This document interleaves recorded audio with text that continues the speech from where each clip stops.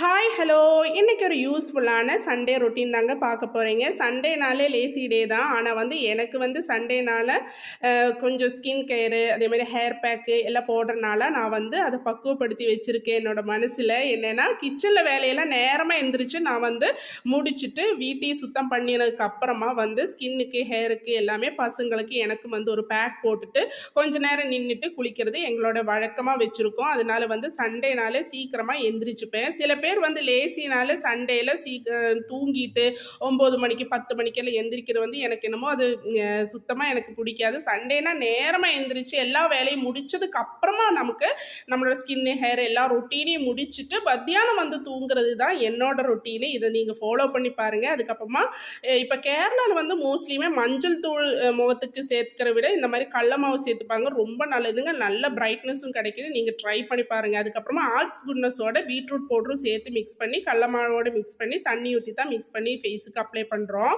அதுக்கப்புறம் இது பாருங்கள், ஃபர்ஸ்ட் ஆஃப் ஆல் நம்ம ஹேருக்கு எந்த பேக் போடுறதானாலும் நம்ம வீட்டில் நம்ம இருக்கிற அவங்க ஹேருக்கு அப்ளை பண்ணுற எண்ணெய் ஏதாச்சும் எடுத்துகிட்டு சூடு பண்ணி தலையில் தேய்ச்சிட்டு அதுக்கப்புறமா எந்த பேக் ஆனாலும் போடுங்க. அப்போ தான் ஹேருக்கு ரொம்ப நல்லது. இல்லைன்னா ட்ரையாக இருக்கிற ஹேரில் டைரெக்டாக நம்ம இந்த மாதிரி ஹேர் பேக் போடும்போது ரொம்ப ஹேருக்கு கெடுதல். ஸோ அதனால தான் நான் இப்படி பண்ணுறது. நீங்களும் ட்ரை பண்ணி பார்த்துட்டு எப்படி இருக்குன்னு கமெண்டில் சொல்லுங்கள். சத்து கிடந்தாலும் சமைஞ்சு கிடக்கணும்னு சொல்லுவாங்க கேரளாவில்.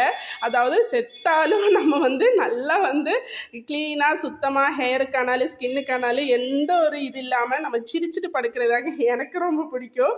ஸோ அதனால் ஸ்கின்னுக்கு ஹேருக்கு அவ்வளோ முக்கியத்துவம் கொடுக்குறாங்க. அதுக்கப்புறம் இப்போ எல்லாம் அப்ளை பண்ணிவிட்டு இப்போ முடியை நல்லா கெட்டி 15 நிமிஷத்துக்கு அப்புறமா மீரா பொடி இருக்குங்க. அந்த பொடியை வாங்கிக்கோங்க. 4 ரூபாய், கொஞ்சம் விலை ஜாஸ்தி தான், இருந்தாலும் அதை வாங்கி ஹேருக்கு அப்ளை பண்ணுங்கள். உங்களுக்கு எல்லாருக்கும் கேரளா ஃபுட்டு கேரளாவும் பிடிச்சிருந்தா என்னோட சேனலை சப்ஸ்கிரைப் பண்ணி வச்சுக்கோங்க.